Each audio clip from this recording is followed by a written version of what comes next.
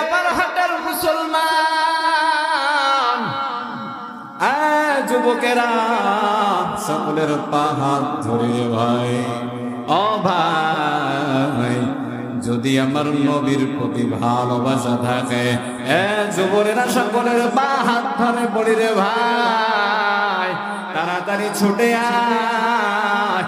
আজকের মাহফিলের প্রধান মেহমান হাফিজুর রহমান সিদ্দিক কুয়াকাটা, যার বয়ান শুনলে হৃদয়ে ঠান্ডা হয়, এমন কুয়াকাটার হুজুর বারবার বাংলার জমিনে আসে না। কথা বলেন এ যুবকেরা, ও চাপারহাটের মুসলমান, সকলের পা হাত ধরে বলি রে ভাই, এমন কুয়াকাটার হুজুর বারবার বাংলার জমিনে আসে না। যুবকেরা তাকাইয়া দেখ না রে, নবীর উম্মতের বয়ান শুনে যদি দুনিয়ার উম্মতেরা এত পাগল হয়, আমার নবীর বয়ান শুনলে উম্মতেরা নিজের কলিজা বের করে দিতে পারবে। কথা কয় না? কিন্তু কেমন আমার মা বোনেরা বুঝে না, কেমন আমার মা বোনেরা বুঝে না রে। ও যুবক ভাই, বৃদ্ধ বাবাজি, বুঝলা না? এত কম হায়াত দিয়ে আমার আল্লাহ দুনিয়াতে পাঠাইল, তারপর তো বান্দা তুমি বুঝো না। আর মা বোনদের কথা কি বলবো রে মা, কেমন তুমি হয়ে গেইলা রে মা। মার্কেটের মধ্যে গেলে তো মা বোনদের ভিড়ে ঢোকা যায় না। কথা বলে শহরে বাজারে দেখো নারীদের ঢল, পর্দাবিহীন তারা করে ঝলমল, অন্যকে তার দিকে আশেকে বানায়, দেশটাই আজি ধ্বংস নারীর বেপরদায়, চারিদিকে একই আওয়াজ হায় হায় হায়। ঠিক কিনা? ইবলিসে আদম বাংলাদেশে আগমন হয়েছে নারীর বেশে। ঠিক কিনা? ইবলিসে আদম বাংলাদেশে আগমন হয়েছে নারীর বেশে, দলে দলে নিয়া নারী মেলা মিলায়, পার্কে বসিয়ায় ওরা মেলা মিলায়, দেশটাই আজি ধ্বংস নারীর বেপরদায়, চারিদিকে একই আওয়াজ হায় হায় হায়। ইয়া আইয়ুহাল্লাযীনা আমানু তাকুল্লাহ হাক্কা তুকাতিহি ওয়া লা তামুতুন্না ইল্লা ওয়া আনতুম মুসলিমুন। এ দুনিয়ার উম্মতের দল, যদি তোমরা দুনিয়ার জমিনে ভালোভাবে চলতে চাও, যদি নিজেকে তোমরা ভালো বানাইতে চাও, তাহলে সাবিকিনদের বন্ধু হয়ে যাও। কারণ তুমি যখন খারাপ মানুষের সাথে চলবা, তখন ওই খারাপ মানুষের সাথে চলার কারণে তুমি নিজেও খারাপ হয়ে যাবে। আর যখন তুমি ভালো মানুষের সাথে চলবা, তখন এই ভালো মানুষের সাথে চলতে চলতে তুমি নিজেও খারাপ হয়ে যাবে। কারণ তাকাইয়া দেখো না, বাংলার জমিনের দিকে তাকাইয়া দেখলে তো বোঝা যায় অনেক ভালো মানুষ তো আছে, খারাপ মানুষের সাথে চলাফেরা করে, উঠা বসা করে, কিন্তু তাকাইয়া দেখো না রে ও চাপারহাটের মুসলমান, যেই ভালো মানুষটা খারাপ মানুষটার সাথে উঠা বসা করে, দেখা যায় খারাপ মানুষটা যে কাজগুলো করে তার চোখ ঠিক নাই, জবান ঠিক নাই, ভালো কোনো কাজ বান্দাটা করে না, যার ফলে তো এই ভালো মানুষটা এই খারাপ মানুষের সাথে উঠা বসা করতে করতে সে তো নিজেও খারাপ হয়ে যায়। আর বাংলার জমিনে তাকাইয়া দেখ ও চাপারহাটের মুসলমান, ও যুবক ভাই, কোন সুদখোর ঘুষখোর ছোট বাটপার কোন খারাপ বেয়াদব একটা মানুষ যদি একটা আলেমের সাথে উঠা বসা করে চলাফেরা করে, গোলামেরা তাকাইয়া দেখ যদি একটা ভালো মানুষের সাথে বান্দাটা উঠা বসা করে, তখন তো বান্দাটা ভালো মানুষের কাজগুলো দেখে যে বান্দা সারাদিন নামাজ পড়ে, সব সময় ভালো কাজ বান্দা করে, খারাপ কোনো কাজ তো বান্দাটা করে না, গুনাহের কাজের মধ্যে তো বান্দাটা লিপ্ত হয় না, তার জবান দিয়ে তো সারাদিনে একটা খারাপ কথাও বের হয় না। তখন বান্দা মনে মনে ভাবে, রে আমি যার সাথে চলাফেরা করি এই বান্দা তো কোনো খারাপ কাজ করে না, সারাদিন আমার মাওলার ইবাদত করে, মিথ্যা কোনো কথা তো বান্দাটা বলে না, দুনিয়ার জমিনে খারাপ কোনো কাজ তো বান্দাটা করে না। বান্দার দিলের মধ্যে আসর লাগে, রে আমিও মানুষ, সেও তো মানুষ, কিন্তু আমি সারাদিন খারাপ কাজ করি, আর আমি যার সাথে চলি সে তো কোনো খারাপ কাজ করেই না, যার ফলে এই বান্দাটা দেখে দেখে সেও ভালো হয়ে যায়। যেমন তাকাইলে দেখা যায়, এ বান্দারা তাকাইয়া দেখো, এ উম্মতের দল, বাংলার জমিনে তাকাইয়া দেখলে বুঝবা, তাকাইয়া দেখো না রে, একটা ছোট বান্দা, একটা ছোট ছেলে যদি খারাপ পরিবেশের মধ্যে থেকে থেকে বান্দাটা বড় হয়, তাহলে তো বান্দাটা ভালো হয় না। খারাপ পরিবেশের মধ্যে বড় হয়ে তো বান্দাটা নিজেও খারাপ হয়ে যায়। আর কোনো বান্দা ছোট থেকে যদি ভালো পরিবেশের মধ্যে বান্দাটা থাকে, ভালো কোনো পরিবেশের মধ্যে যদি বান্দাটা বড় হয়, তাহলে তো ওই বান্দাটাও ভালো হয়ে যায়। এজন্য বলি রে যুবক, ও চাপারহাটের মুসলমান, এ আল্লাহর গোলাম, তাকাইয়া দেখো না রে, আমিও তো একটা যুবক, তুমিও একটা যুবক, কিন্তু তুমি কেমন মুসলমান? আমি টুপি মাথায় না দিলে লজ্জা পাই, কিন্তু তুমি টুপি মাথায় দিতে লজ্জা পাও। আমি লম্বা জামা গায়ে না দিলে লজ্জা লাগে, কিন্তু তুমি লম্বা জামা গায়ে দিতে লজ্জা পাও। আমি দাড়ি না রাখলে লজ্জা লাগে, কিন্তু তুমি দাড়ি রাখতে লজ্জা পাও। বাংলার জমিনে তাকাইয়া দেখ, এই উম্মতের দল, বাংলার জমিনে তাকাইয়া দেখো না, এমন কিছু কুলাঙ্গারের বাচ্চা আছে, নিজেও নামাজ পড়ে না, অন্য নামাজ পড়ে তাও দেখতে পারে না। এরা শুধু কপাল পরা না, ডাবল কপাল পরা, নিজেও লম্বা জামা গায়ে দেয় না, অন্য লম্বা জামা গায়ে দেয় তাও দেখতে পারে না। এরা শুধু কপাল পরা না, ডাবল কপাল পরা, নিজেও তো বান্দা ভালো কাজ করে না, যেই বান্দা ভালো কাজ করে তারেও দেখতে পারে না। এরা শুধু কপাল পরা না, ডাবল কপাল পরা, নিজেও দাড়ি রাখে না, যেই বান্দা দাড়ি রাখে তারেও দেখতে পারে না। এরা শুধু কপাল পরা না, ডাবল কপাল পরা। এ গোলামেরা, এ চাপারহাটের মুসলমান,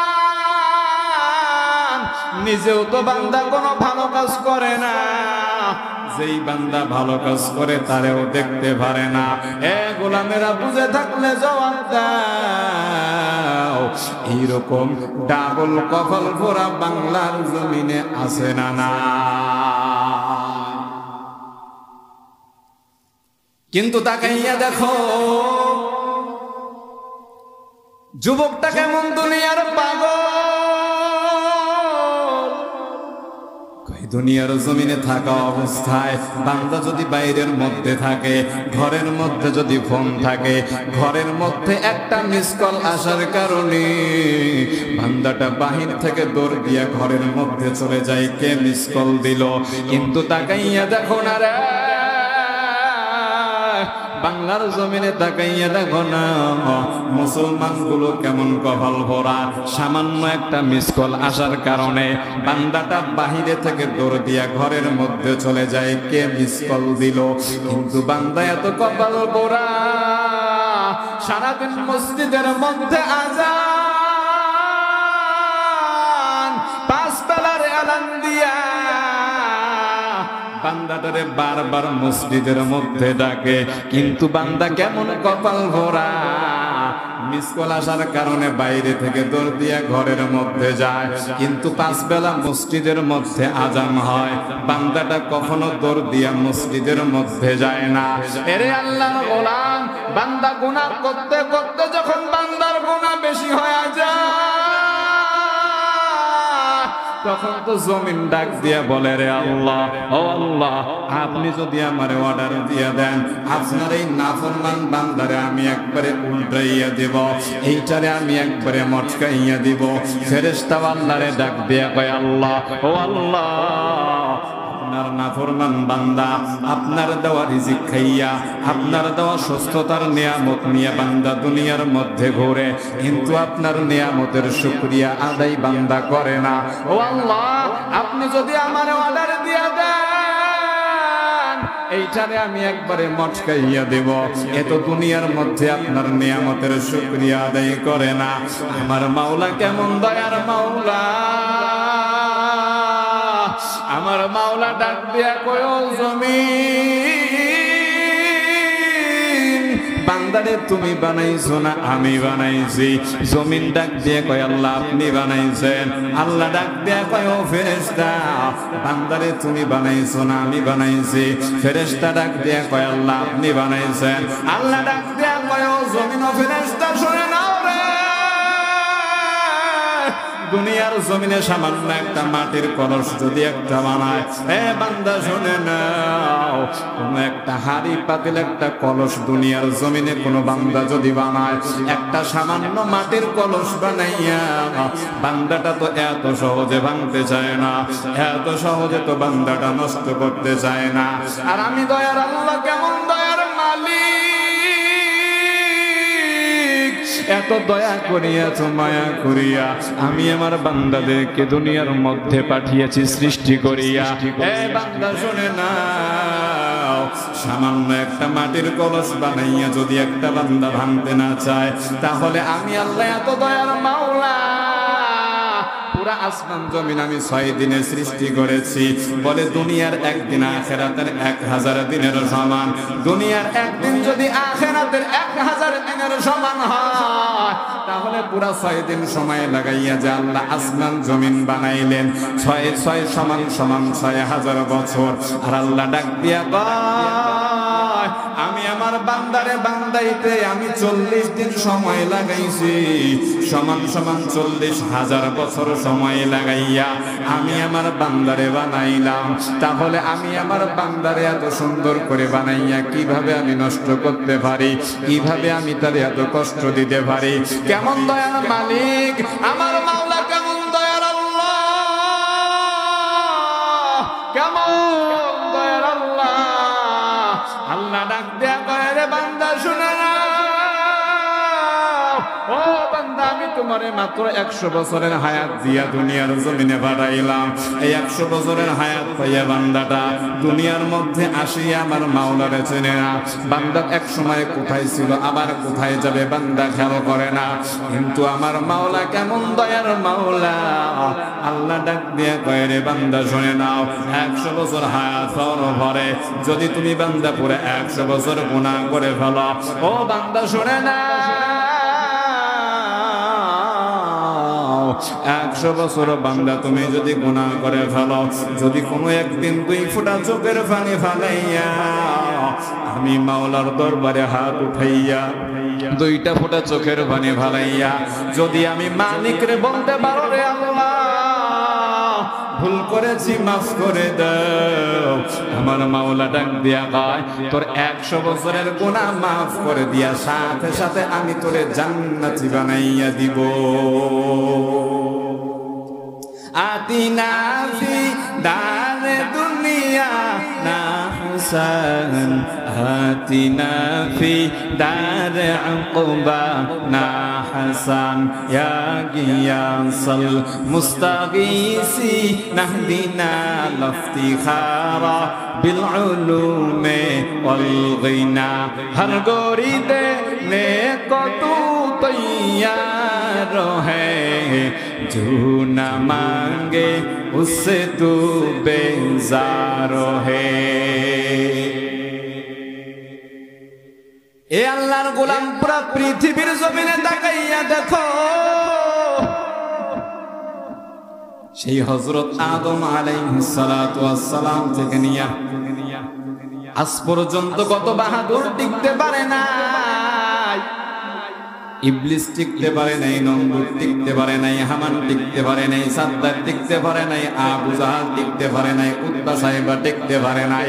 ঠিক আজ থেকে নিয়ে আমরা কিছুদিন আগেও তাকাইলে দেখতে পাই বাংলার জমিনের মধ্যে যখন স্বৈরাচারী সরকার জালেমরা যখন নাকি জুলুম করা শুরু করে দিয়েছিল, ইসলামটাকে যখন নাকি তারা একটা খেলার পুতুল হিসাবে ব্যবহার করা শুরু করে দিয়েছিল, কিন্তু হকের আওয়াজ যখন উঁচু হয়ে যায় রে, হকের আওয়াজ যখন নাকি উঁচু হয়ে গেল, যখন নাকি মাদ্রাসার ছাত্ররা, কলেজ ইউনিভার্সিটির ছাত্ররা যখন নাকি মাথার মধ্যে পাগড়ি বাঁধিয়া ময়দানের মধ্যে নেমে যায়, আমরা তো তাকাইয়াই দেখলাম রে বান্দারা, যখন নাকি উলামায়ে কিরাম মাথার পাগড়ি কোমরে বাঁধতে বাধ্য হয়, আমরা কিছুদিন আগে তাকাইয়া দেখেছি বাংলার জমিন থেকে নাস্তিকরা পালাইতে রাস্তা খুঁজে পায় না। কিসের এত বাহাদুরি করনে মুমিন? তোমার থেকে কত বাহাদুর, কত কত বড় বড় বাহাদুর চলে গেল, টিকতে পারলো না, তুমিও পারবা না। কিসের তো বাহাদুরি গেল? বলে পুরো দুনিয়াটা শাসন করেছেন দুইজন, এর ভিতরে একজন বাদশা যুলকারনাইন। বাদশা যুলকারনাইন মৃত্যুর আগে তার ভক্তদেরকে জানাইয়া দিল, ও ভক্তরা আমার মৃত্যুর পরে আমারে গোসল করানোর পরে, এরপরে আমারে খাটলির মধ্যে উঠাইয়া পুরা বাজারের মধ্যে গ্রামের মধ্যে ঘুরাইয়া এরপরে আমারে কবরস্থ করবা। যখন বাদশা যুলকারনাইন মরে যায়, তার কথা মতো তাকে গোসল করানোর পর, কাফনের কাফন পরানোর পর, এরপরে খাটলির মধ্যে উঠাইয়া পুরা বাজারের মধ্যে ঘোরায়। বেঈমানের বাচ্চারা ডাক দিয়া কয়, তাকাইয়া দেখ, বাদশা যুলকারনাইন পুরা পৃথিবীর বাদশা, পুরা পৃথিবীর বাদশা হওয়ার পরও তারা হয় না। মরণের পরে কাফনের ভেতর থেকে দুইটা হাত বের করে আরো চায়। আর মুমিন বান্দারা ডাক দিয়া কয়, না না তুই বুঝলি না রে, এ মুনাফিকের দল, বাদশা যুলকারনাইন মৃত্যুর পরে কাফনের ভেতর থেকে হাত বের করে কি বুঝাইলো জাননি? বাদশা যুলকারনাইন বুঝাইয়া গেল রে বেঈমানের দল, আমি বাদশা যুলকারনাইন পুরা পৃথিবীর বাদশা, পুরা পৃথিবীটা আমি শাসন করলাম, কিন্তু তাকাইয়া দেখ আজকে মরণের পরে আমি খালি হাতে কবরে রওনা দিলাম। কিন্তু কেমন আমার মা বোনেরা বুঝে না, কেমন আমার মা বোনেরা বুঝে না রে, ও যুবক ভাই, বৃদ্ধ বাবাজি, বুঝলা না? এত কম হায়াত দিয়ে আমার আল্লাহ দুনিয়াতে পাঠাইল, তারপর তো বান্দা তুমি বুঝো না। আর মা বোনদের কথা কি বলবো রে মা, কেমন তুমি হয়ে গেইলা রে মা। মার্কেটের মধ্যে গেলে তো মা বোনদের ভিড়ে ঢোকা যায় না, কথা বলে। শহরে বাজারে দেখো নারীদের ঢল, পর্দাবিহীন তারা করে ঝলমল, অন্যকে তার দিকে আশেক বানায়, দেশটাই আজি ধ্বংস নারীর বেপরদায়, চারিদিকে একই আওয়াজ হায় হায় হায়, ঠিক কিনা?